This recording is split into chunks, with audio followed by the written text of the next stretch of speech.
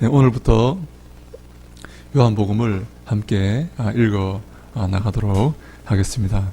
사랑하는 여러분, 우리에게는 예수님에 관한 그 삶과 모습을 조망한 4개의 복음서가 있습니다. 뭔지 아십니까? 4개의 복음서가 있는데요. 처음에 마태, 마가, 누가, 요한 복음서입니다. 여러분 다 아시죠? 마태, 마가, 누가, 요한 복음서는 예수님의 그 삶과 모습을 조망하고 설명하고 그 의미를 해설한 그런 복음서인데요. 신약 성경의 주제도 마찬가지지만 이 복음서의 주제는요, 뭔가 하면 예수님이 하나님이시다 하는 것입니다. 예수님이 하나님이시다. 저 나사렛 시골 골짜기에서 복음을 전하시고 갈릴리 바다를 거니시면서 12명의 제자를 불러서 함께 사역을 하신 그 예수님이 누구시라고요? 예수님이 하나님이시다 하는 것을 이 복음서가 설명하고 가르치고 있습니다. 그 중에서 요한복음은 이 예수님이 하나님이시라는 사실을 굉장히 깊이 있게 그리고 폭이 넓게 증거하고 있습니다. 제가 보기에 이 4복음서 중에 가장 예수님이 하나님이다. 예수님이 그냥 성인도 아니고 그냥 예수님이 교사도 아니고 그냥 이런 의인도 아니고 예수님이 하나님이라는 사실을 가장 잘 묘사하고 있는 복음서가 바로 요한복음서입니다. 함께 이번 주부터 저와 함께 요한복음서를 읽어가면서 우리 교회가 무슨 교회입니까? 예수교회 아닙니까? 그래서 예수님에 대해서 더 공부하고 더 잘 알아가고 더 잘 배워가고 예수님과 함께 걸어가는 시간을 갖기를 원합니다. 사랑하는 여러분, 아멘. 제가 문제를 냅니다. 성경에 태초가 2번 나옵니다. 태초에 하는 말이 2번 나옵니다. 어디에 나오는지 아십니까? 네, 창세기 1장 1절에 태초가 나오고 또 어디에 또 태초가 나옵니까? 요한복음 1장 1절에 태초가 나옵니다. 근데요, 오늘 보았던 이 요한복음 1장 1절의 태초는 하나님이 계시던 그 태초를 말합니다. 하나님이 처음 계시던, 하나님이 언제 계셨습니까? 하나님 언제부터 있었습니까? 그 근원, 가장 먼저, 시간이 시작된 가장 먼저, 가장 시작, 그것을 태초라 부르는데요. 이 태초라는 말은 헬라어로 아르케라는 말입니다. 아르케. 혹시 여러분 들어보셨습니까? 아르케라는 말 들어보셨어요?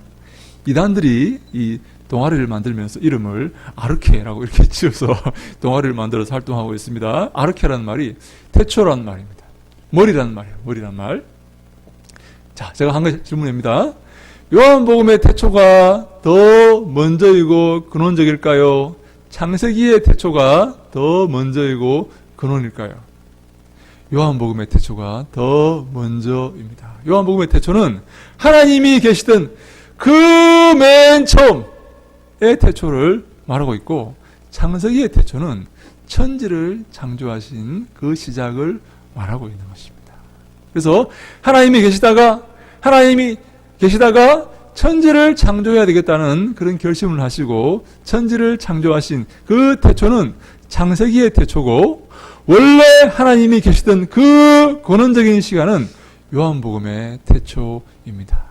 태초에 사랑하는 여러분, 무엇이 있었다고 말하고 있습니까? 오늘 성경에 뭐라고 말합니까? 네, 말씀이 있었다고 말하고 있습니다. 태초에 가장 먼저, 가장 시작 시점에, 가장 근원에 뭐가 있다고요? 말씀이 있다고 성경은 선포합니다. 사랑하는 여러분, 옛날 사람들은요, 이 물질이 무엇으로 이루어졌는지 굉장히 궁금했습니다. 네? 그래서요, 사람들이 굉장히 많은 연구를 통해서 옛날 사람들은 물과 불과 공기와 흙으로 이루어졌다고 이 그리스 과학자들이 그렇게 생각을 했어요. 예. 그죠? 근데요, 사람들이 물과 불과 공기와 흙으로 물질이 이루어진 게 아닐까라고 고민하고 연구를 했는데요. 사실 그것은 추측에 불과했습니다. 왜냐하면 이 공기와 흙을 더 잘게 자르는 그런 기술이 없었기 때문입니다. 여러분, 흙을요, 가장 잘게 자르면 뭐가 나오는지 아십니까? 예, 원자가 나옵니다. 원자가 나오는데, 그 사람들이 원자가 가장 물질의 근원이라고 생각을 했습니다. 모든 것이 원자의 덩어리로, 원자의 결합체로 이루어져 있다고 생각을 했는데요. 얼마 전에 사람들이 원자를 쪼갰어요. 원자를 쪼개니까 뭐가 나오는지 아십니까? 원자, 핵과 전자가 나왔습니다. 예, 우리 교회에 의사 선생님이 계셔서 너무 잘 아십니다. 예, 원자, 핵과 전자가 나왔습니다, 여러분. 야, 그래서 사람들이요, 원자, 핵과 전자가 가장 물질의 근원이다. 이제 더 이상 쪼갤 수 없다. 그런데요, 원자, 핵을 쪼갰습니다. 뭐가 나온지 아십니까? 양성자와 중성자가 나왔습니다. 여러분, 저는 잘 모릅니다. 어디서 읽었습니다. 제가 쪼개본 것도 아니고, 예, 양성자와 중성자가 나왔습니다. 양성자와 중성자가 가장 물질의 근원이라고 생각을 했는데요. 양성자를 쪼갰습니다. 양성자를요, 힘을 주니까 양성자가 폭발을 하면서 쪼개졌어요. 그리고 그게 뭔지 아십니까? 그걸 이름 붙여서 1969년에 머리 겔만이라는 사람이 노벨 물리학상을 받았는데요. 이 사람이 양성자를 쪼개서 그 쪼갠 파편을 이름 붙여서 쿼크라고 이름을 붙였습니다. 예? 그래서 이 사람이 쿼크를 발견함으로 노벨 물리학상을 받게 된 사람입니다.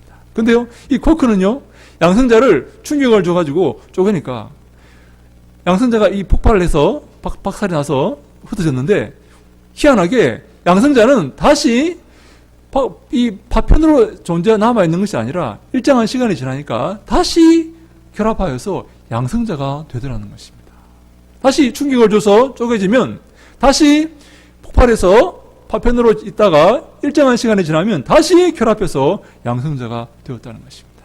그래서요, 지금까지 많은 사람들이 더 이상 쿼크를 더 이상 하나의 추출해 내기는 불가능하다. 다시 결합하는 성격이 있기 때문에 추출해낼 수 없다라고 이렇게 지금까지는 연구 결과 그렇게 연구하고 있습니다. 근데요, 쿼크는요, 어떤 하나의 단위가 있는 것이 아니고 양성자에 충격을 줘서 폭발하면 큰 조각으로 나눠지기도 하고 작은 조각으로 나눠지기도 한다는 것입니다.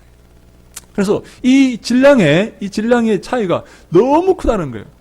큰 조각이 있는 반면에, 그럼 그렇겠죠? 어떤 돌멩이를 깨뜨리면 큰 조각도 깨지기도 하고 작은 조각으로 깨지기도 하겠죠. 그래서 이 사람들이 이제 추측을 하는데, 그러면 가장 작은 조각은 질량이 있느냐 없느냐라는 그런 질문을 하게 되었습니다. 여러분, 가장 작은 조각은 질량이 있겠습니까? 근데요, 학자들의 결론 내리기를 질량이 없다는 거예요.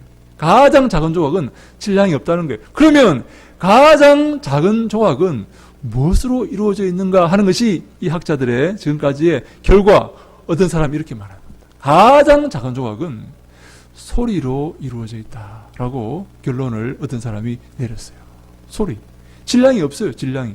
그러니까 이것을 더 깨뜨리면 결국은 음파, 소리밖에 남지 않는다 하는 것입니다. 여러분, 그렇지 않겠습니까?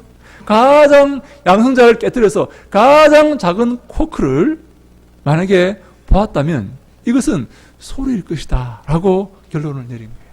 그래서요, 우리가 태초에 말씀이 계셨으니 이 말씀으로 하나님이 천지를 창조하셨다 하는 것에 우리가 어느 정도 수긍을 하게 되는 것입니다. 사랑하는 여러분, 태초에 하나님이 이 천지를 말씀으로 창조하셨는 줄로 믿으시기 바랍니다. 아멘, 아멘. 하나님께서 이 천지 만물을 말씀으로 창조하셨습니다. 하나님 말씀이 가장 근원적이고 가장 중요하고 가장 우리의 삶에 중요한 큰 원리다 하는 것을 우리가 요한복음 1장 1절에 우리가 알게 되는 것입니다. 사랑하는 여러분, 근데요, 이 말씀이란 말은요, 헬라어로 무슨 말인가 하면 로고스라는 말입니다. 로고스. 여러분, 로고스라는 말 들어보셨습니까? 로고스 어학원도 있고 많이 있습니다. 로고스라는 말 들어보셨습니까? 로고스라는 말은요, 이 말이라는 말입니다. 말. 여러분, 로직이라는 말은, 로직스라는 말은 무슨 말인지 아십니까? 여러분, 로직스라는 말은 논리학이라는 말입니다. 논리학, 로직스. 그리고 여러분, 모든 학문의 맨 끝에는 로지라는 말이 들어갑니다. 로지, 테크놀로지, 바이올로지, 로지라는 말이 다 들어갑니다. 모든 학문명의 끝에는 로즈라는 말이 들어가는데 이 로즈라는 말이 뭔가 하면 말, 논리 이런 이런 의미입니다. 로즈. 그런데요, 태초에 말씀이 있었다 했는데 이 말씀이 헬라어로 로고스라는 말인데요. 여기서 로즈라는 말이 나왔거든요. 근데 이 로고스라는 말은 가장 헬라 철학에서 가장 근원적인 원리를 일컫던 그런 말이었습니다.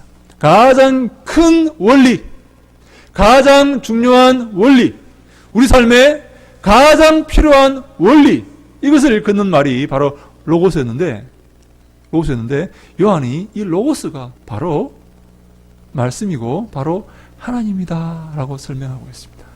우리에게 가장 큰 원리, 우리의 삶의 가장 큰 원리, 가장 중요한 원리가 바로 뭐라고요? 하나님이라는 거예요. 하나님의 뜻대로 살고 하나님 뜻대로 이 땅에서 지내는 것이 가장 중요하고 바른 것이다 하는 것을 성경이 오늘 우리에게 말씀하고 있습니다. 사랑하는 여러분, 근데요, 이 로고스는 말씀이지만 하나님이지만 좀 더 나가면요, 이 로고스가 요한이 뭐라고 말하는가 하면 이 로고스는 예수님이다 라고 말합니다. 예수님이다. 하나님이 당신의 아들을 이 땅에 보내셔서 어떻게 우리가 살아가야 하는지를 알게 해 주셨습니다. 예수님의 삶의 모습을 보면 우리가 어떻게 살아야 하는지를 알게 되는 것입니다. 그래서 바울이 이렇게 말합니다. 내가 예수님을 본받는 것처럼 너희는 나를 본받으라 라고 말합니다. 바울은 예수님을 본받는 삶을 살았는데 내가 예수님의 뒤를 따르고 예수님을 본받는 것처럼 너희는 나를 본받으라. 여러분, 이 본이라는 말이 무슨 말인가 하면 이 본이라는 말은요, 짝퉁이라는 그런 말이 있습니다. 이미테이션이라는 말인데요. 이미테이션이 뭡니까? 이미테이션, 짝퉁이죠. 짝퉁. 예, 모르는 표정 지지 마세요. 예, 여러분, 이미테이션이라는 말은 짝퉁인데요. 모조품인데요. 이미테이션이라는 말이에요. 본이라는 말이. 예, 그래서 내가 예수님의 짝퉁, 내가 짝퉁 예수인 것처럼 사람들이 겉으로 보기에는 잘 구별이 안 돼요. 예? 짝퉁과 진품이 잘 구별이 안 됩니다. 제가요, 이태리 한번 갔습니다. 가니까요, 저 베니스는 물의 도시지 않습니까? 물이 잠겨가지고 지금 1층은 다 물이 거의 다 잠겼어요, 지금. 예? 근데 거기에 진품 가죽 가방을 파는 거예요. 근데요, 바로 그 옆 상점에 짝퉁을 파는 거예요. 진품은 몇십만 원 합니다. 정말 제일 싼 게 몇십만 원 하고 어떤 것도 몇백만 원 하는데 바로 옆에 짝퉁 가게가 있어요. 제가 목사님이요, 비교해 보니까 이거 똑같아요. 구별이 안 돼요. 이게 진품인지 저게 진품인지 구별이 안 됩니다. 짝퉁은 얼마인 줄 아십니까?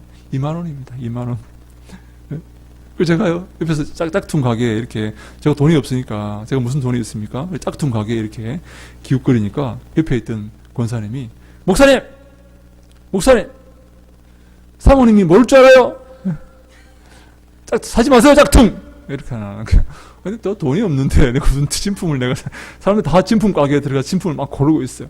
목사님! 사모님 다 알아요! 사지 마세요! 그러는 거예요. 아니, 내가 돈이 없잖아요. 그래서 제가 짝퉁 2개를 샀습니다. 샀어요. 근데 2개 얼마입니까? 4만 원입니다. 얼마나 부끄러운지 그걸 들고 차에 타니까 사람들이 다 웃는 거예요. 야, 우리 목사님 짝퉁 가짜 샀다고 이렇게. 근데 어떤 또 분이 옆에서 이렇게 말하는 괜찮다고. 왜 짝퉁이 왜 들고 다니면 다 몰라요. 괜찮아요. 아무도 몰라요. 짝퉁인지 진품인지. 이태리에 샀다 그러면 괜찮아요. 그래서 제가 우리 집사람에게 이렇게 줬습니다. 줬더니 집사람이 너무 좋아하는 거예요. 이 짝퉁이다 그래도 너무 좋아해서 참 이제 감사한 그런 때였습니다. 그때가. 바울이 그렇게 말합니다. 내가 예수님의 짝퉁이다. 어떤 바스는 잘 모른다. 내가 예수님처럼 살아간다. 자세히 보면 내가 예수님 아니지만 언뜻 보면 내가 예수님처럼 그렇게 살아간다. 예수님처럼 말하고 행동하고 그렇게 하려고 노력한다라는 그런 고백입니다. 내가 예수님처럼 살듯이 너희는 나처럼 살아라. 이런 말이 바로 바울이 그런 말을 하는 것입니다. 사랑하는 여러분, 하나님께서 말씀으로 천지를 창조하셨습니다. 하나님께서 예수님을 통해서 천지를 창조하셨습니다. 그래서요, 이 만물에는 예수님의 형상이 있습니다. 사랑하는 여러분, 저 저녁에 저 지는 노을 속에서 하나님의 그 숨결과 하나님의 그 손길을 느끼십니까? 저 아름다운 단풍이 진 저 산을 보면서 하나님의 그 손길을 느끼십니까? 여러분 그렇게 하셔야 됩니다. 그곳에 하나님의 손길이 있습니다. 저 바다에 하나님의 숨결이 있습니다. 왜? 하나님께서 말씀으로 천지를 창조하셨기 때문입니다. 근데요, 하나님의 이 창조에 걸작품이 있습니다. 가장 아름다운 모습을 한 하나님의 피조물이 있습니다. 누굽니까? 바로 우리들입니다. 우리들이 하나님의 형상을 따라 지음받은 그런 존재들입니다. 가장 귀한 존재들이고 가장 아름다운 존재들이고 천사들도 흠모하고 사모하는 그런 존재들이 바로 우리들입니다. 여러분 믿으시기 바랍니다. 아멘. 어떤 사람이 이렇게 예수님과 왔으면 이렇게 말했습니다. 예수님, 가이사에게 세금을 바쳐야 됩니까? 지금 종교인 세금 문제가 지금 시끄럽죠? 세금 바쳐야 됩니까? 하니까 예수님께서 뭐라고 말씀하십니까? 예수님께서 지금 덫에 걸렸습니다. 바쳐라 그러면, 저 사람이 매국노구나. 예? 저 로마에 세금을 바치라니, 저 사람은 나쁜 사람이야. 이렇게 말하고, 바치지 마라. 그러면, 저 사람 범죄자이구나. 왜 법에 따라 세금을 내야 되는데 세금을 안 내려고 해? 이렇게 지금 예수님이 덫에 걸린 것입니다. 예수님 뭐라고 말씀하십니까? 동전 하나를 꺼내보라. 이렇게 말합니다. 동전에 여러분 뭐가 새겨져 있는지 아십니까? 가이사의 얼굴이 형상이 새겨져 있습니다. 이 형상이 누구의 것이냐 하니까 그 사람이 이렇게 말합니다. 가이사입니다. 이렇게 말하니까 예수님께서 유명한 말씀을 하십니다. 뭐라고 하십니까? 가이사의 것은 가이사에게, 하나님의 것은 하나님에게 바쳐라. 이렇게 말합니다. 놀라운 말씀이지 않습니까? 그 뜻을 다 피해가고 모든 질문에 답변을 줄 수 있는 그런 놀라운 말씀입니다. 제가 다시 한번 말씀드립니다.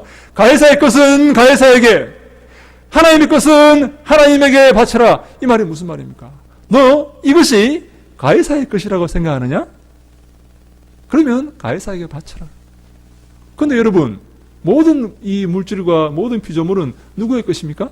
하나님의 것입니다. 이것이 하나님의 것이라고 생각하느냐? 그러면 하나님께 바치라는 것입니다. 사랑하는 여러분, 동전에, 물질에 가이사의 형상이 새겨져 있습니다. 근데요, 가장 존귀한 우리에게 하나님의 형상이 새겨져 있습니다.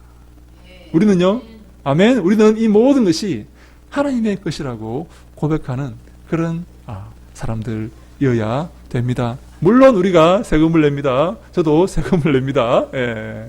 적지만, 그러나 우리는 먼저 이 모든 피조물, 특별히 사랑하는 우리 한 분 한 분의 이 창조, 하나님의 형상으로 지음받은 이 창조물 속에 하나님의 형상이 새겨져 있다는 사실을 우리가 기억해야 되는 것입니다. 그래서 하나님께서 말씀으로 천지를 창조하시고 하나님 형상으로 사람을 창조하시고 하나님 형상으로 예수님께서 우리를 창조하셨다 하는 것입니다. 그래서요, 여러분들은 가장 존귀한 존재이고 가장 고귀한 존재들입니다. 하나님께서 당신의 형상으로 여러분들을 친히 지으셨다라고 성경은 말씀하고 있습니다. 그런데요, 저는 성경이, 이 말씀이요, 하나님의 연애 편지라고 생각합니다. 하나님께서 연애 편지를 우리에게 보내신 것입니다. 여러분, 연애 편지 받아보셨습니까? 아무도 안 받아보셨습니까? 연애 편지를 하나님께서 보내어 주셨습니다. 제가 독일에 있을 때 생전 이제 부모님 품을 이렇게 완전히 떠나보지 못했지 않습니까? 이역만리 독일에서 혼자서 사실 솔직히 뭐 그렇게 힘들지 않았지만 외로운 게 좀 있었어요. 네? 말도 다르죠. 식사도 다르죠. 기후가 다르죠. 문화가 다릅니다. 항상 조심해야 되었습니다. 그래서 제가요, 부모님에게 편지를 이렇게 썼습니다. 부모님 너무 보고 싶어서 편지를 썼어요. 근데요, 썼는데 나중에 제가 돌아오니까 어머니가 그 편지를 다 모아 놓으신 거예요. 다 모아 놓아가지고 이렇게 친지들 오면 이걸 보여주는 거예요. 우리 아들이 지금 독일에서 보낸 편지라고 이렇게 다 보여주는 거예요. 여러분, 연애 편지를 받으면요, 그 연애 편지를 아무데나 이렇게 던져놓고 읽지도 않고 그렇게 합니까? 그렇지 않죠. 연애 편지를 받으면 꼼꼼히 읽어봅니다. 그리고 그 뜻이 무엇인지 가만히 생각을 해봅니다. 이 무슨 얘기를 하고 하는지 관심을 가집니다. 항상 꺼내서 읽어봅니다. 그러면서 또 꺼내 읽어보고 그렇지 않습니까? 맞습니다. 하나님의 말씀은요 그렇게 해야 됩니다. 여러분 복 있는 사람이 누굽니까? 복 있는 사람이 누굽니까?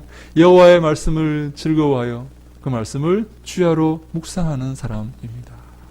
하나님의 연애 편지, 그 사랑의 편지를 즐거워해서 에이 뭘 또 이런 걸 보내니 하면 툭 던져놓는 게 아니고 즐거워서 감사하여서 그 편지를 항상 읽어보고 주야로 밤과 낮으로 묵상하는 그런 사람이 복 있는 사람입니다. 다윗은 뭐라고 말합니까? 시편 119편 105절에 주의 말씀은 내 발의 등이요 내 길의 빛이니이다 라고 말합니다. 하나님 말씀이 내 발의 등불이고 내 길의 빛이 된다라는 말입니다. 여러분 밤중에 가로등이 없는 곳에 걸어가면 넘어지기도 합니다. 그죠? 네? 전등이 없는 캄캄한 방에 밤에 가면요. 근데요 가로등이 있고 빛이 환한 곳은 넘어지지 않습니다. 마찬가지로 하나님 말씀을 알고 있으면 이 땅에서 넘어지지 않습니다. 왜? 주의 말씀은 우리의 발에 등불이 되고 우리의 길에 빛이 되기 때문입니다.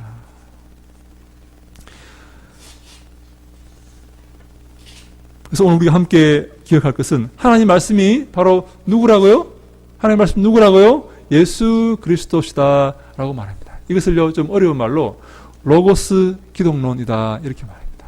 로고스 기독론이다 이렇게 말합니다. 근데 우리 사절에 보니까 또 중요한 말씀이 이렇게 나와 있습니다. 우리 사절 한번 같이 해볼까요? 사절 말씀 볼까요? 자, 같이 한번 읽습니다. 시작. 그 안에 생명이 있었으니 이 생명은 사람들의 빛이라.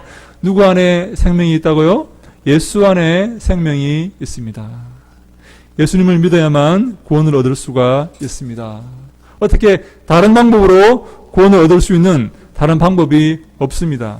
오직 예수 그리스도를 통해서만 우리가 구원을 얻을 수가 있습니다. 예수님과 함께 있고 예수님과 함께 거닐고 예수님을 본받는 삶을 살아야지 구원을 얻게 되는 것입니다. 5절에 보니까 이렇게 나와 있습니다. 5절 말씀 같이 읽습니다. 시작. 빛이 어둠에 빛이 돼 어둠이 깨닫지 못하더라. 아멘. 이 빛이 어디에 비추었습니까? 어둠에 비추었습니다. 예수님께서 이곳에 어둠에 내려오셨습니다. 예수님께서 천지를 창조하시고 당신의 그 세계에 오셨습니다. 그러면요, 이 세계는, 이 피조물들은 예수님을 영접하고 맞이해 드려야 됩니까? 아니면 배척해야 됩니까?